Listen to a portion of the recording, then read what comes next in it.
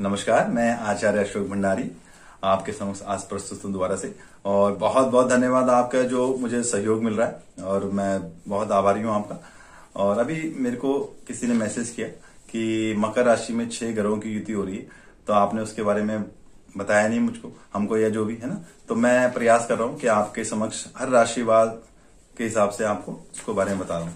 ये जो योग बन रहा है हमारा, ये मकर राशि में बन रहा है। इसमें सूर्य, चंद्रमा, शनि, बुध, बृहस्पति और शुक्र की युति हो रही है ना। तो ये जो ग्रह स्थिति है काफी देश के प्रति या पूरे समाज में इसका बहुत ही महत्व है, क्योंकि ऐसी घटना जो ये जो युति बनी थी पहले, ये 4 फरवरी 1962 में ऐसी युति बनी थी। इसे गोल युति भी कहते हैं। तो तब चाइना से हमारा युद्ध हो गया था। तो विश्व युद्ध की जैसी स्थिति बनी हुई है, जैसे आप देख रहे हैं किसानों का आंदोलन चल रहा है और देश में कई तरह की आपदाएं आ रही हैं। तो अभी जो आने वाला समय है, लगभग अगर इसका जो इम्पैक्ट देखूं तो फरवरी और मार्च तक काफी रहेगा। तो इसमें कई प्रकार की सुनामी है, कोई घटनाएं हैं, कई प्रकार की चीजें हो सकती हैं। तो ऐसा नहीं कह रहा कि सभी के साथ होंगी, पर कुछ राशियों के हिसाब से हो सकती है, कुछ देशों पे ज्यादा हो सकती है, कुछ देशों पे कम हो सकती है। तो इसका राजनीतिक उथल पुथल होने की बहुत इसमें संभावनाएं बनती हैं। लोगों को क्रोध, गुस्सा, एक्सीडेंट, बड़ी बड़ी घटनाएं, आगजनी हो सकती है, कहीं लड़ाई झगड़े हो सकते हैं। तो आप प्लीज प्रयास कीजिएगा कि अपने आप को थोड़ा बैलेंस और सॉफ्ट रखिएगा, है ना। बिल्कुल फोकस रहिएगा, अपने काम में से काम रखेंगे तो ज्यादा दिक्कत आपको नहीं है। किसी के पंगे में पड़िएगा नहीं, किसी के साथ लड़ाई झगड़ों की युति मत रखिएगा। तो हम शुरू करते हैं इसको। तो पहली राशि की हम बात करते हैं। मकर राशि में बन रहा है और पहली राशि मेष है, जिसकी खुद की राशि में अभी मंगल बैठे हुए और उसके 10वें स्थान में ये योग बन रहा है ना। तो ये जो योग बन रहा है उनके लिए, तो इस समय में देखूं तो ये इस ग्रह योग का विशेष 2-3 दिन ज्यादा रहेगा। 9 तो रात को ही बन रहा है, 10, 11 और 12। तो उसके बाद थोड़ा थोड़ा कम इसका प्रभाव होना शुरू हो जाएगा। पर ऐसा नहीं है कि इसका प्रभाव खत्म हो जाए, क्योंकि शनि की जो स्थिति अभी है, अभी वहां पर लगभग 1.5 साल, 1 साल 2 महीने तक शनि मकर राशि में ही रहेगा। और जैसे जैसे जिसके साथ राशिवाद देखेंगे कि उसका इम्पैक्ट भी पड़ेगा, है ना। तो मैं बताना चाहता हूं कि मेष राशि में इसका प्रभाव काफी हद तक सुखद है। कुछ बड़े बड़े कार्य वो कर सकते हैं, कुछ बड़ी इवेंट्स कर सकते हैं, पर फिर भी सावधानी से उनको कार्य करना है ना। क्योंकि ये समय पूरा अच्छा नहीं कहूंगा कि बहुत अच्छा ही जाएगा और बहुत खराब ही जाएगा। तो उनको बड़ी बड़ी चीजों, बड़े ऑप्शन मिलेंगे, कोई बड़ी जॉब के ऑप्शन मिल सकते हैं, व्यापार के ऑप्शन मिल सकते हैं। तो उसको सोच समझ के उसको करने का प्रयास करें, कोई जल्दीबाजी ना करें, कई बार नुकसान भी हो सकता है। फिर भी ओवरऑल देखूंगा तो ये जो 2021 का वर्ष मेष राशि के लिए वैसे भी अच्छा है। और ये जो युति बनी है उनके 10वें घर में, है ना, लगभग सूर्य, चंद्रमा, शनि, बुध, बृहस्पति, शुक्र, इतने जो ग्रह बने, 6 ग्रहों की स्थिति बनी है, तो उनके लिए शुभ स्थिति में दिखाई देता है। इसके बाद हम बात करेंगे वृषभ राशि। वृषभ राशि के लिए देखूं तो ये ग्रह युति 9वें स्थान में उनके बन रही है ना। 9वें स्थान में देखो तो भाग्य स्थान है वृषभ राशि के लिए। तो स्थिति बहुत अच्छी है उनके लिए और कुछ उनको नई चीजें मिलेंगी, पर उनको अपनी हेल्थ का, पेट का, गले का, है ना, थोड़ा ध्यान रखना पड़ेगा। तो प्लीज ध्यान रखिएगा। बाकी समय उनके लिए अद्भुत है, अच्छा भी समय है। इसके बाद हम बात करेंगे मिथुन राशि। मिथुन राशि के देखूं इस समय तो उनके अष्टम घर में बन रहा है। तो उनकी हेल्थ की समस्याएं बढ़ सकती है, क्योंकि उनको शनि का ही प्रभाव चल रहा है। तो उनको फरवरी और मार्च में बहुत सावधानी अपनी हेल्थ को लेकर चलना होगा। अप्रैल से उनको कुछ राहत मिलेगी, तो थोड़ा शिव जी का ध्यान करेंगे तो चीजें अच्छी हो जाएंगी। और थोड़ा सा अपने शब्द, अपनी वाणी और विवाद, लड़ाई झगड़े से बच के रहना है और अपने पार्टनरशिप का और अपने हस्बैंड वाइफ का भी ध्यान रखना है। इसके बाद हम बात करेंगे कर्क राशि। कर्क राशि के लिए मैं देखूं तो ये जो ग्रह युति बन रही है उनके 7म भाव, है ना, 7म भाव में बन रही है, जो होता है पार्टनर का, पति का, पत्नी का। और इसकी जो दृष्टि है वो आपके लगन में पड़ती है। तो आपकी अपनी रेस्पेक्ट को, अपनी इज्जत को, अपनी पर्सनैलिटी को बहुत देख के चलना है, बहुत बचा के चलना है। कई बार क्या हो सकता है, कुछ किसी की आप गारंटी ले लें, किसी के लिए, है ना, आप कुछ उसको उधार दे दें, तो आपको इससे नुकसान हो सकता है। तो प्लीज आपको बहुत ध्यान रखना पड़ेगा। ये जो युति है आपके लिए कुछ ज्यादा अच्छी नहीं है। तो आप शिव जी का ध्यान कीजिए, है ना, और अपने इष्ट देव का ध्यान कीजिए, इससे बहुत लाभ आएगा आपको। इसके बाद हम बात करते हैं सिंह राशि। सिंह राशि के लिए देखूं तो मैं ये जो स्थिति बनती है उनके छठे घर में बनती है ना उनके लिए। तो छठे घर में अगर यहाँ पे देखूं तो दृष्टि, उनको हेल्थ की समस्याएं कुछ हो सकती हैं, पेट की, गले की, है ना, और कोई विवाद उनको हो सकता है, कुछ कहीं धन अगर किसी को देते हैं तो फंस सकता है। तो उनको प्लीज ध्यान रखना है कि अपने धन को, अपनी सेहत को ध्यान रखना है। और फरवरी और मार्च में विशेष इनको ध्यान रखना है। अगर ये समय इनका सही निकल गया तो पूरा वर्ष इनका अच्छा निकल जाएगा। इसके बाद बात करें कन्या राशि। कन्या राशि के लिए देखूं तो ये उनके पंचम भाव में बनता है ना। पंचम भाव में ये स्थिति बनती है, तो 6 ग्रह पंचम में आते हैं जब कन्या राशि के लिए, तो बहुत अच्छी स्थिति में वो है। तो कुछ नए काम उनके हो सकते हैं, कुछ रुका हुआ काम अगर उनका कोई रुक रहा था तो वो उनको फायदा कर सकता है ना। तो शिव जी की अगर पूजा करते हैं और ध्यान करते हैं तो इससे इनको लाभ आएगा। और राहु भी इनके लिए अच्छा है। और मैं देखूं अगर इस राशि के जो लोग मीडिया में हैं, जो ज्योतिष का काम करते हैं, एडवाइजरी करते हैं, उनके लिए बहुत अच्छा समय ये चलेगा। तो मैं कहूंगा इनके लिए ओवरऑल अच्छा ही देखूंगा मैं। तुला राशि के देखूं तो चौथे घर में ये युति बन रही है, 6 ग्रह युति, और उनके लिए भी देखूं तो थोड़ा सा मिक्स लग रहा है मुझे। तो फरवरी और मार्च इनको अपने रिश्तों के प्रति बहुत संवेदनशील और बहुत सावधान रहना चाहिए, और ध्यान रखेंगे कि उनका आपसी कोई विवाद ना हो, और उनके पार्टनर से या उनके माताजी को या घर में कोई मतभेद, आपस में तनाव ना हो भाई बंधुओं में। तो ये स्थिति हो सकता है घर में कोई धन की स्थिति बन जाए, पर 18 अप्रैल के बाद चीजें इनके लिए काफी अच्छी हो जाएंगी। इसके बाद हम बात करते हैं वृश्चिक राशि। वृश्चिक राशि के लिए देखूं तो मैं तीसरे भाव में ये स्थिति उनकी बन रही है। तो देखूं तीसरे भाव में ये स्थिति ज्यादा खराब तो नहीं होती, ठीक है, और बस थोड़ा चंद्रमा गुरु की स्थिति, थोड़ा शुक्र, तीनों ग्रह वीक है। बाकी शनि सूर्य बुध इनको मदद कर रहे हैं, तो इनको लगता है धन का कुछ लाभ हो सकता है। कोई बड़ा काम इनका अगर फंसा हुआ था तो वो एकदम अचानक होने वाला है। तो मैं देखूंगा कि फरवरी और मार्च इनके लिए अच्छे हैं, और आने वाला साल भी मुझे लग रहा है कि इनको तरक्की दे। विदेश से अगर कुछ काम करते हैं तो उसमें भी इनको कुछ लाभ हो सकता है। इसके बाद हम बात करेंगे धनु राशि। धनु राशि के लिए देखूं तो ये स्थिति उनके दूसरे भाव में बनती है ना।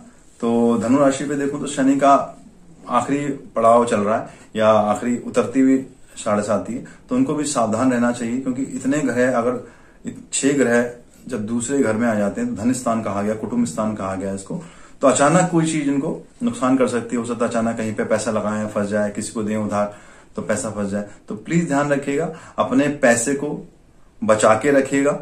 और सूर्य है ना, सूर्य को जल दीजिए, और सूर्य यहाँ बैठ के थोड़ा सा गड़बड़ कर देते कई बार।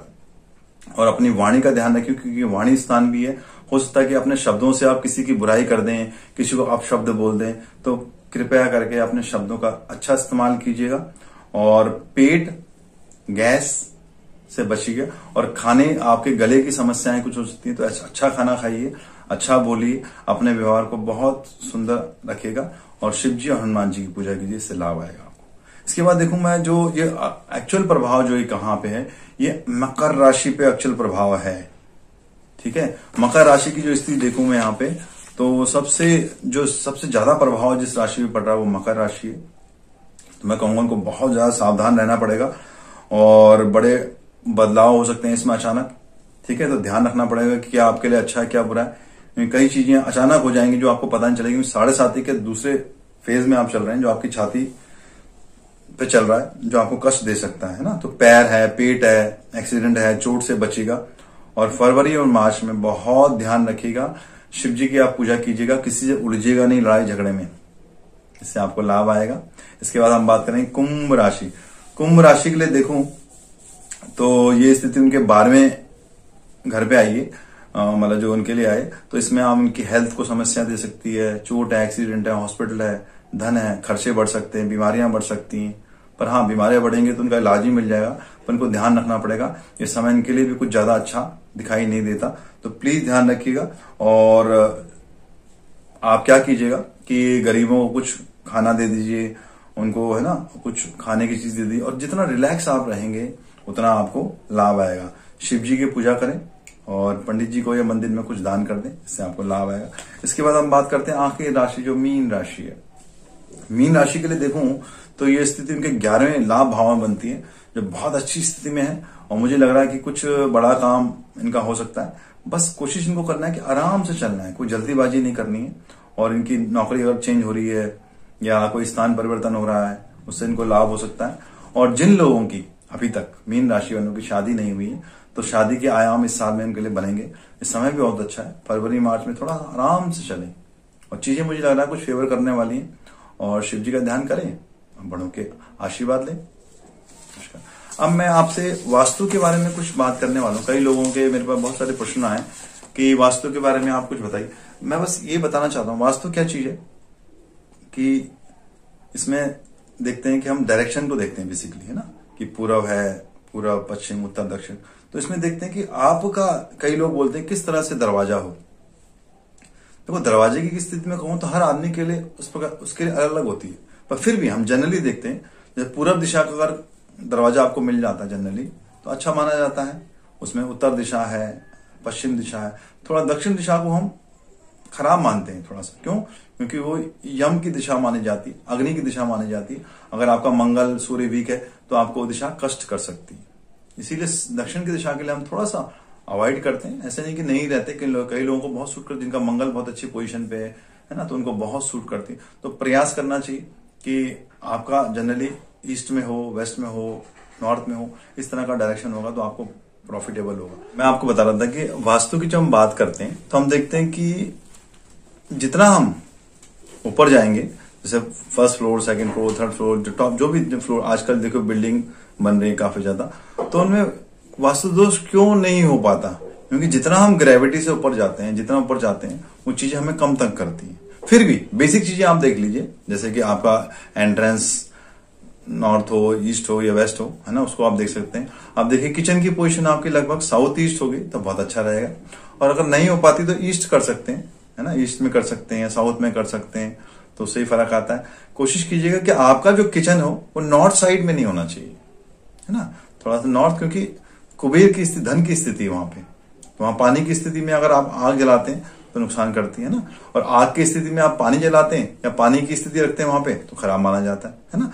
आपका जो टॉयलेट हो वो साउथ में आप कर सकते हैं, साउथ वेस्ट में कर सकते हैं ना, तो इससे फर्क पड़ता है आपको। तो कोशिश करना है किचन आपका साउथ ईस्ट में हो तो अच्छा रहेगा, और आपका बेडरूम साउथ वेस्ट में हो तो बहुत अच्छा रहता है ना, वेस्ट में, साउथ वेस्ट में बहुत अच्छा रहता है। कोशिश करना चाहिए, इससे बहुत लाभ आता है। और आप देखिएगा, आप स्टडी रूम अगर नॉर्थ ईस्ट की तरफ हो और मंदिर की स्थिति आपकी नॉर्थ ईस्ट हो तो वो आपको लाभ देती है। और कोशिश करना चाहिए घर के अंदर जितना कम सामान रहेगा उतना आपके जीवन में खुशियां रहती हैं। ये सामान रहे वो ठीक स्थिति में हो, खराब स्थिति में सामान लोग रख लेते हैं तो उससे क्या होता है, कलह की स्थिति बनती है। और एक और स्थिति जो आजकल मैं देख रहा हूँ, लोगों के संबंधों की स्थिति देखूं तो जिस घर में भी आप देखिएगा नॉर्थ ईस्ट का पोर्शन, जहाँ पे नॉर्थ और ईस्ट मिलते होंगे, अगर वो कटा हुआ होगा, वो बंद होगा या वहां पे टॉयलेट बाथरूम होगा तो रिश्तों की स्थिति वहां पे खराब होती है। आप प्लीज देखिएगा अपने घर में, अगर आपके घर में 4 बजते ही शाम को कलह हो जाती है या बहुत बहस होती है, आर्गुमेंट होती है, तो कहीं ना कहीं मुझे लगता है कि आपका नॉर्थ ईस्ट पोर्शन जो है वो ये तो कटा हुआ होगा या वहां पर टॉयलेट बाथरूम होगा, क्या या तो आपने कोई भारी चीज वहां पे रख दी होगी ना। तो कोशिश कीजिए, अगर भारी चीज रखी तो वहां से रिमूव कर दीजिए, उसको हल्का कीजिए।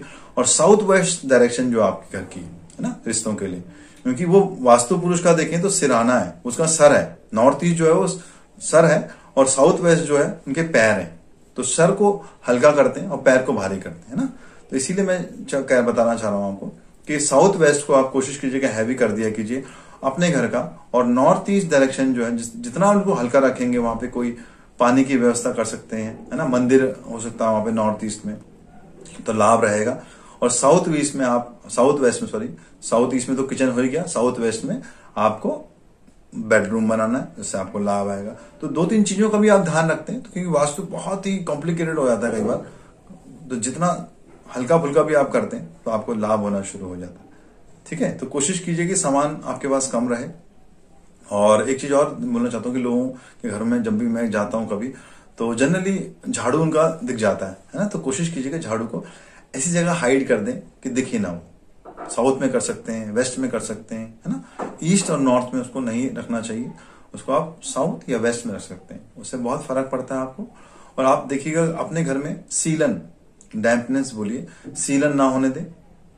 और बच्चों को बोलिएगा कि जब वो पढ़ाई करते हैं तो वो बेड के ऊपर ना बैठ के करें, चेयर पे बैठा करें, तो इससे भी लाभ आता है। और घर में जैसे शनिवार के दिन अगर कुछ पूजा पाठ करने से पहले आप कोशिश कीजिएगा सेंधा नमक का पोछा अगर वहां पे लग जाता है तो बहुत लाभ रहता है। और घर में कोशिश करना चाहिए कि सब लोगों को हफ्ते में एक दिन थोड़ा सा आरती या कुछ पूजा करनी चाहिए, उससे लाभ आता है और एक आपसे प्रेम बनता है, जो आजकल लोगों में कम होता चला जा रहा है।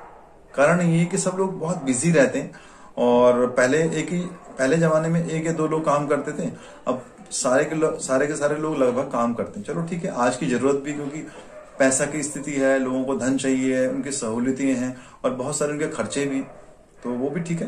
पर कोशिश करना चाहिए कि एक तो खाना खाने का जो समय है लगभग सेम हो, घर के जो एक टाइम एटलीस्ट सुबह का या शाम का जो भी करते हैं, इवनिंग में डिनर कर सकते हैं, तो उस समय एक साथ बैठे और चलो गपशप मारे हल्की फुल्की। और पूजा का समय हफ्ते में एक बार कर लें या रोज शाम को कर लें तो बहुत बढ़िया रहेगा।